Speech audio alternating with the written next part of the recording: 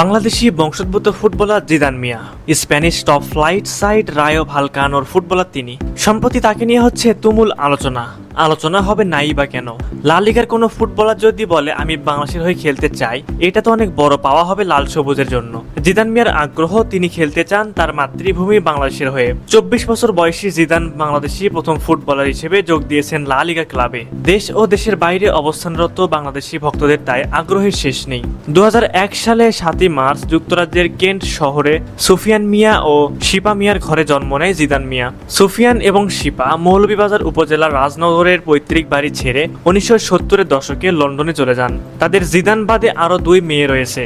জিদানকে খুব অল্প বয়সে তার বাবা একটি ফুটবল উপহার দিয়েছিলেন এবং খুব স্বল্প সময়ের মধ্যে জিদান তার দক্ষতা দিয়ে সকলের মনোযোগ আকর্ষণ করতে শুরু করে। মাত্র 7 বছর বয়সে জিদান বিশ্ববিখ্যাত ডেভিড বেকহ্যাম একাডেমিতে বেকহ্যামের ভাগ্নে ফ্রেডি এবং অন্যান্য অনেক বাচ্চাদের সাথে ট্রেনিং শুরু করে।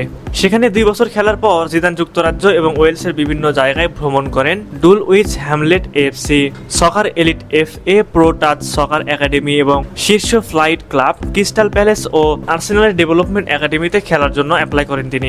জিদান ডেনমার্ক, স্পেন, হংকং এবং থাইল্যান্ডের বেশ কয়েকটি যুব দলের হয়ে খেলার মাধ্যমে তার আন্তর্জাতিক ক্যারিয়ারকে সমৃদ্ধ করেন।